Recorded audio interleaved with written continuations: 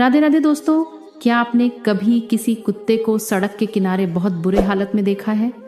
उसकी आंखों में एक अजीब सी लाचारी होती है, जैसे वह कुछ कहना चाहता हो पर कह नहीं सकता। क्या आपने कभी किसी बैल को भारी बोझ ढोते हुए देखा है, जिसकी आंखों से आंसू बह रहे हो? हम अक्सर उन्हें देखकर सोचते हैं कि बेचारा जानवर है, पर क्या आपने कभी यह सोचा है कि उस जानवर की खाल के अंदर कौन है? क्या पता वह आत्मा जो आज उस कुत्ते या बैल के शरीर में तड़प रही है, पिछले जन्म में कोई बड़ा सेठ, कोई विद्वान या शायद आप और हम जैसा ही कोई इंसान रहा हो। नमस्कार दोस्तों, मैं वनिता आपका हमारे भक्ति बिट्स ठाकुर जी इस चैनल पर स्वागत करती हूँ। दोस्तों, आज हम एक ऐसे सत्य का सामना करने जा रहे हैं जो शायद आपको डरा दे, लेकिन यह डर जरूरी है, क्योंकि गरुड़ पुराण कहता है कि यह जरूरी नहीं कि इंसान मरने के बाद इंसान ही बने। 84 लाख योनियां यानी 84 लाख अलग अलग तरह के शरीर इस ब्रह्मांड में मौजूद हैं, और ये शरीर केवल जीव जंतु नहीं है, ये जेल की कोठरियां हैं। जैसे जेल में अलग अलग अपराध के लिए अलग अलग बैरक होते हैं, चोरी के लिए अलग, हिंसा के लिए अलग, वैसे ही प्रकृति ने अलग अलग पापों के लिए अलग अलग शरीर बनाए हैं। आज हम गरुड़ पुराण की उस गुप्त कर्म सूची को खोलेंगे जो यह तय करती है कि आपकी अभी की आदतें आपका अगला शरीर कैसे डिज़ाइन कर रही हैं। यह वीडियो किसी कहानी के बारे में नहीं है, यह एक आईना है।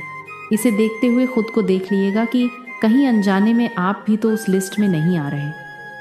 सबसे पहले इस विज्ञान को समझना ज़रूरी है कि आखिर एक इंसान जिसके पास इतना विकसित दिमाग है, वो जानवर क्यों बनता है? क्या यह विकास के खिलाफ नहीं है? विज्ञान कहता है कि हम क्रमिक विकास से इंसान बने हैं। तो फिर गरुड़ पुराण क्यों कहता है कि हम इंसान से वापस जानवर बन सकते हैं? हमारे ऋषियों ने हजारों साल पहले एक मनोवैज्ञानिक सत्य खोज लिया था, जिसे आज मॉडर्न साइकोलॉजी भी मान रही है, कि मृत्यु के समय आपके मन में जो विचार, जो वासना, जो आदत सबसे ज्यादा हावी होती है, आपको अगला शरीर वैसा ही मिलता है। प्रकृति बहुत न्यायप्रिय है, वह आपको वही देती है जो आप मांगते हैं। हम मुंह से क्या मांगते हैं यह मायने नहीं रखता हमारे अवचेतन मन में। हमारी आदतों में हम क्या मांग रहे हैं ये मायने रखता है।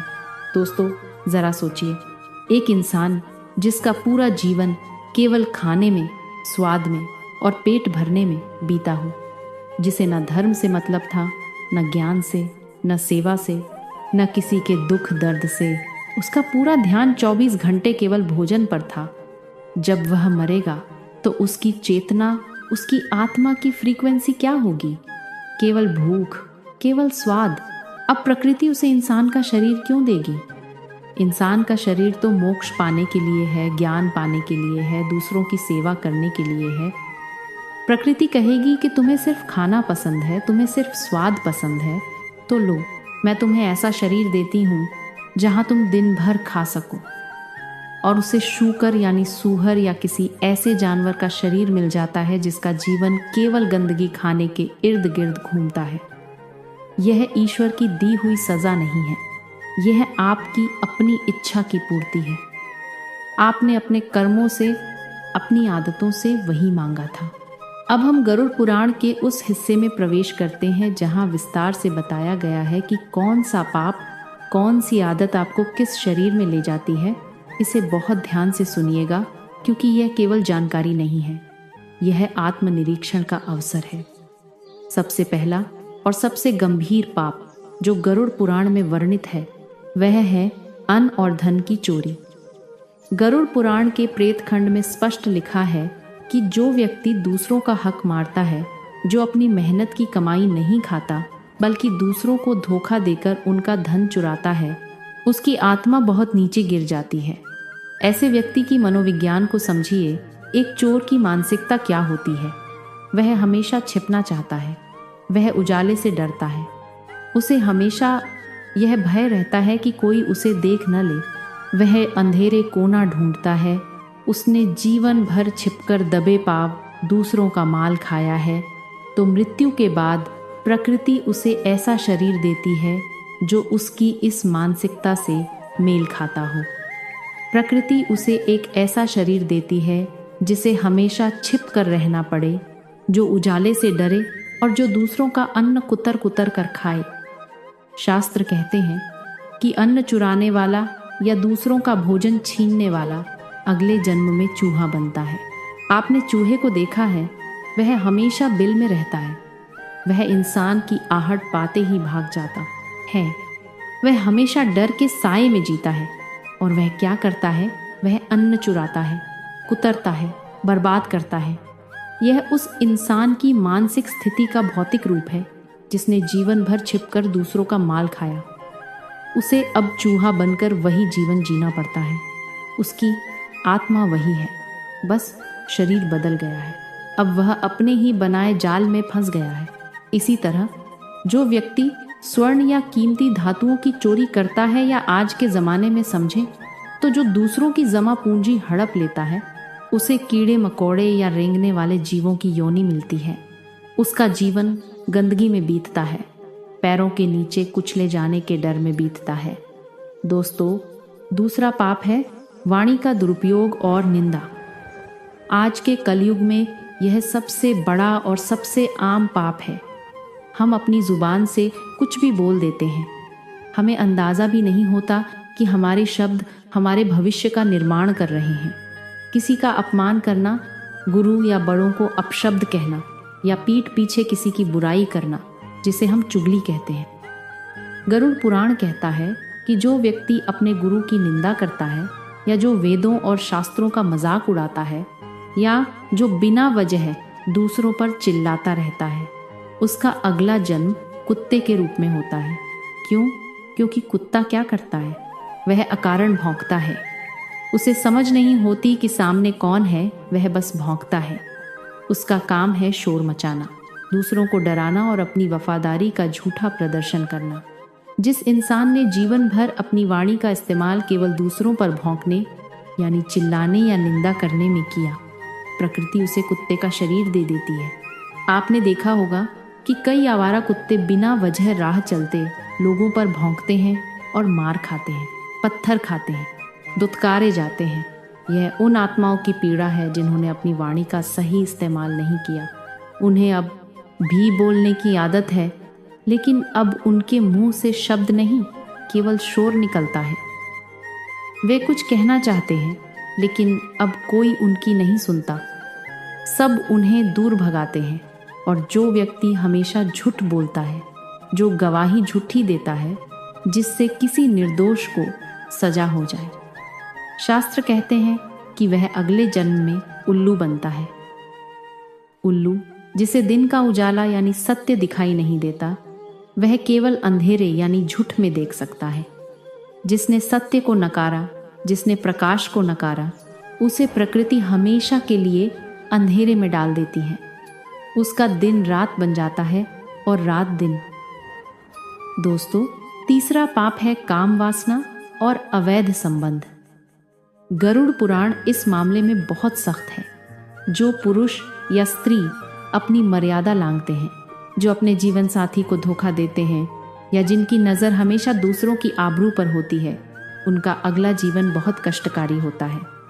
शास्त्रों के अनुसार जो व्यक्ति बलात्कारी है या जो महिलाओं का शोषण करता है, वह अगले जन्म में भेड़िया या कुत्ता बनता है, या फिर उसे एक बहुत ही भयानक योनि मिलती है जिसे ब्रह्म, राक्षस या बेताल कहा जाता है।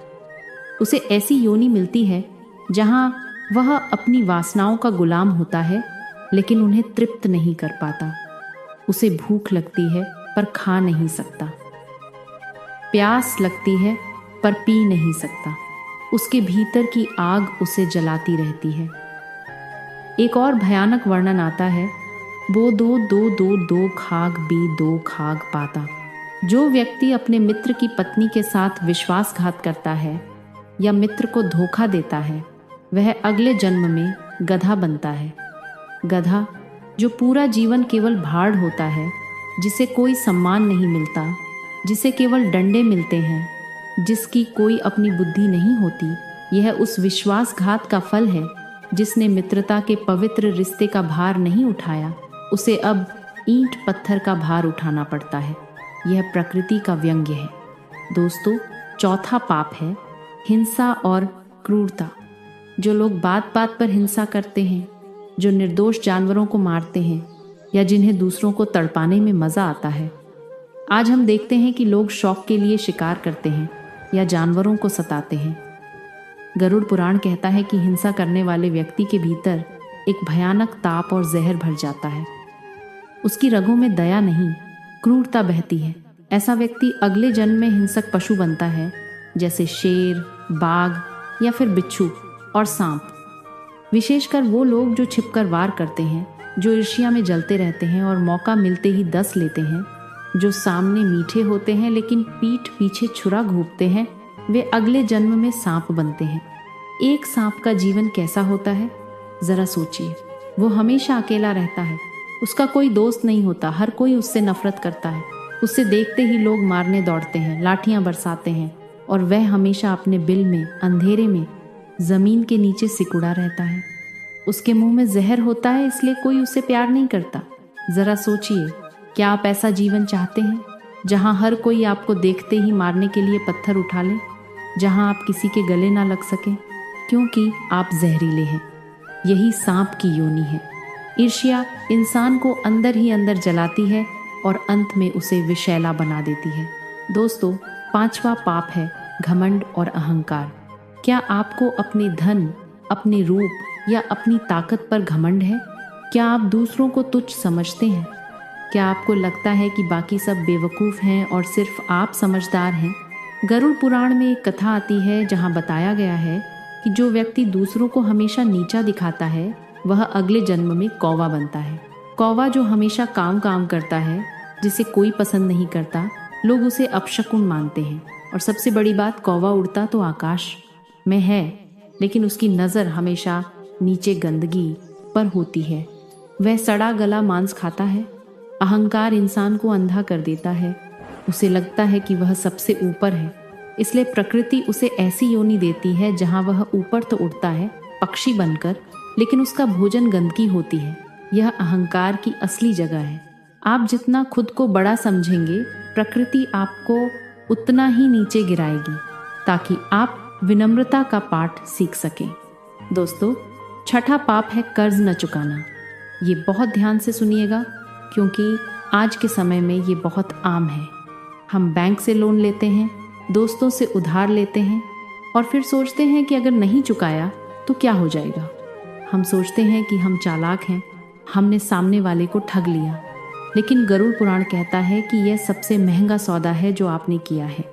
शास्त्र कहते हैं कि अगर आप किसी का कर्ज चुकाए बिना मर जाते हैं जानबूझकर, तो आपको अगले जन्म में उस व्यक्ति के घर में पशु बनकर जन्म लेना पड़ता है।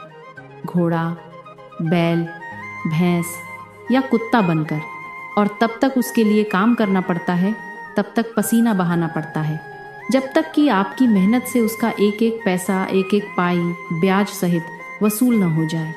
आपने देखा होगा कि कुछ जानवर अपने मालिक के लिए जी जान लगा देते हैं। मालिक उन्हें मारता है, भूखा रखता है, फिर भी वे वफादार रहते हैं, छोड़कर नहीं जाते। यह वही आत्माएं हैं जो अपना पुराना कर्ज चुका रही हैं। वे किसी जंजीर से नहीं बंधी हैं, वे अपने कर्मों के कर्ज से बंधी हैं। इसीलिए हमारे बुजुर्ग कहते थे कि कर्ज लेकर मरना नहीं चाहिए। यह मुक्ति नहीं होने देता, यह आत्मा को बांध लेता है। यह एक ऐसा खाता है जिसे बंद करना ही पड़ता है, आज नहीं तो कल, इस जन्म में या अगले जन्म में। 7वां पाप है ज्ञान का अपमान। जो लोग विद्वानों का, किताबों का या ज्ञान का मजाक उड़ाते हैं, जिन्हें लगता है कि वे सब जानते हैं और बड़ों की सलाह नहीं मानते, जो सत्संग में जाकर भी सोते हैं या व्यर्थ की बातें करते हैं, ऐसे लोग अगले जन्म में बैल बनते हैं। बैल के पास ताकत तो बहुत होती है, शरीर बड़ा होता है, लेकिन बुद्धि नहीं होती। उसे जीवन भर दूसरे के इशारे पर चलना पड़ता है। नाक में नकेल डाल दी जाती है। जिसने विवेक का इस्तेमाल नहीं किया, जिसने बुद्धि का सम्मान नहीं किया, उससे प्रकृति बुद्धि छीन लेती है, उसे एक जड़ बुद्धि जानवर बना देती है। ये तो केवल कुछ उदाहरण हैं। गरुड़ पुराण में ऐसी हजारों सूचियां हैं। जो मांस खाता है, जो शराब पीता है, एक अबी कोड से बना देती है, जो झूठ बोलता है, जो धोखा देता है, सबके लिए एक योनि निर्धारित है। ये कोई डराने वाली कहानी नहीं है, ये एक गणित है। जैसा बीज बोगे वैसा फल मिलेगा। अगर आप बबूल का पेड़ लगाएंगे तो आम नहीं खा सकते। अगर आप पशुओं वाले कर्म करेंगे तो मनुष्य का शरीर नहीं मिल सकता। मनुष्य का शरीर एक दुर्लभ उपहार है जो केवल पुण्य कर्मों से मिलता है। इसे गंवाना सबसे बड़ी मूर्खता है। अब आप सोच रहे होंगे कि यह सब सुनकर तो ऐसा लगता है कि इंसान बनना असंभव है। हम सब में कुछ न कुछ कमियां हैं। हम सब न कभी झूठ बोला है, कभी न कभी किसी का दिल दुखाया है, कभी न कभी लालच किया है। तो क्या हम सब जानवर बन जाएंगे? क्या कोई उम्मीद नहीं बची है? क्या हम सब नरक की ओर जा रहे हैं? यहीं पर गरुड़ पुराण हमें एक रास्ता दिखाता है। ये लिस्ट डराने के लिए नहीं, सुधारने के लिए है। गरुड़ पुराण यह भी बताता है कि प्रायश्चित कैसे किया जाए। अगर आपसे जाने अनजाने कोई पाप हुआ है तो उसे धोने का तरीका क्या है? कर्म को काटा कैसे जाए? पहला तरीका है स्वीकार करना। जिस क्षण आप अपनी गलती मान लेते हैं, जिस क्षण आप अहंकार छोड़कर कहते हैं कि हाँ मुझसे गलती हुई है और ईश्वर से सच्चे दिल से माफ़ी मांगते हैं, उसी क्षण आपके कर्म के बीज जलने लगते हैं। पश्चाताप की अग्नि पाप को जला देती है, लेकिन यह पश्चाताप सच्चा होना चाहिए, केवल शब्दों का नहीं। आपकी आंखों में आंसू होने चाहिए, आपके दिल में दर्द होना चाहिए कि मैंने गलत किया। दूसरा तरीका है दान और सेवा। कर्म को कर्म से ही काटा जा सकता है। अगर आपने धन चुराया है तो दान करना शुरू करें। अपनी कमाई का एक हिस्सा सत्कर्म में लगाएं। अगर आपने किसी को दुख दिया है तो निस्वार्थ सेवा शुरू करें। जानवरों की सेवा करें, गरीबों की मदद करें। जब आप दूसरों का भला करते हैं तो प्रकृति आपके बुरे कर्मों को मिटाना शुरू कर देती है। आप जितनी सकारात्मक ऊर्जा ब्रह्मांड को देंगे, ब्रह्मांड उतनी ही नकारात्मक ऊर्जा आपसे वापस ले लेगा। तीसरा और सबसे शक्तिशाली उपाय है नाम जप। भगवान का नाम एक ऐसी अग्नि है जो बड़े से बड़े पापों के पहाड़ को भस्म कर सकती है। शास्त्रों में अजामिल की कथा आती है जिसने जीवन भर पाप किए, लेकिन अंत समय में अपने बेटे को पुकारा जिसका नाम नारायण था, और केवल ईश्वर का नाम लेने से भले ही वह अनजाने में लिया गया हो, उसे यमदूत नहीं ले जा सके। दोस्तों, भगवान के नाम में इतनी शक्ति है कि वह आपके डीएनए में छिपे पापों को भी नष्ट कर सकता है। लेकिन इसका मतलब यह नहीं कि आप पाप करते रहें और सोचें कि अंत में नाम ले लेंगे, क्योंकि अंत समय में नाम वही ले पाता है जिसका अभ्यास जीवन भर रहा हो। मृत्यु के समय जब कंठ रुक जाता है, सांस उखड़ने लगती है, शरीर साथ छोड़ने लगता है, तब दिमाग काम नहीं करता। तब वही शब्द बाहर आता है जो नसों में बसा होता है।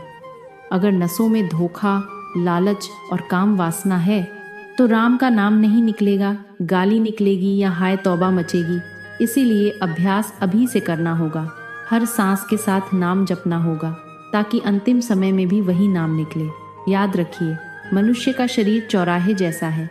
यहाँ से आप कहीं भी जा सकते हैं। आप ऊपर जा सकते हैं, देवता बन सकते हैं, आप नीचे जा सकते हैं, जानवर बन सकते हैं, या फिर आप इन सब से मुक्त होकर परमात्मा में लीन हो सकते हैं।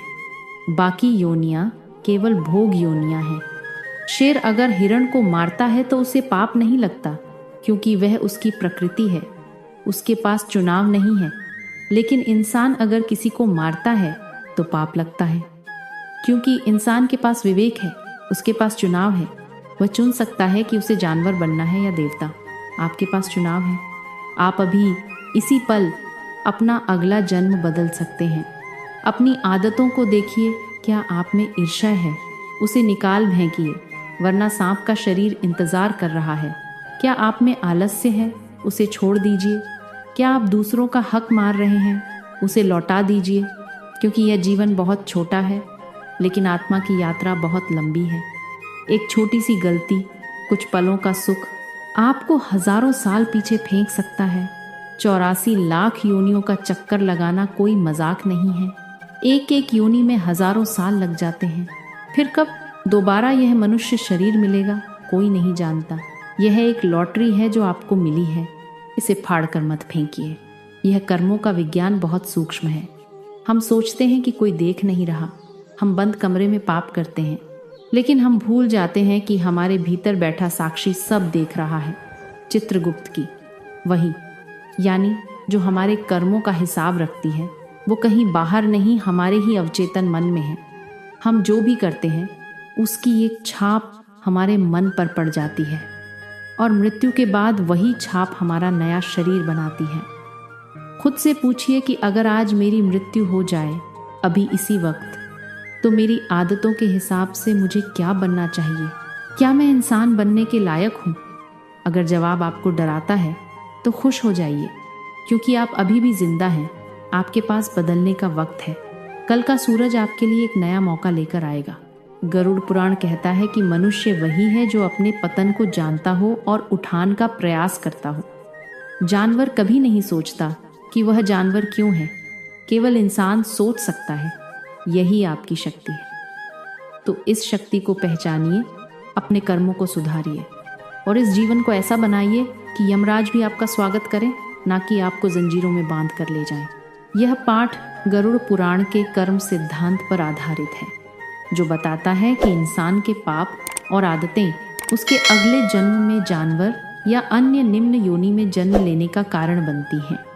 चोरी करने वाला चूहा, वाणी का दुरुपयोग करने वाला कुत्ता, झूठ बोलने वाला उल्लू, काम वासना करने वाला भेड़िया या बेताल, विश्वासघात करने वाला गधा, हिंसक व्यक्ति शेर या सांप, अहंकारी कौवा, कर्ज न चुकाने वाला पशु और ज्ञान का अपमान करने वाला बैल बनता है। यह सब कर्मों के अनुसार होता है। हालांकि पश्चाताप, दान, सेवा और भगवान के नाम जप से पापों का प्रायश्चित संभव है। मनुष्य के पास अपने कर्म सुधारने और अपने अगले जन्म को बेहतर बनाने का अवसर है। यह जीवन एक दुर्लभ उपहार है, जिसे व्यर्थ न गंवाएं। अगर जानकारी पसंद आई हो तो इस वीडियो को अपने दोस्तों और परिवार वालों के साथ शेयर कीजिए। धन्यवाद।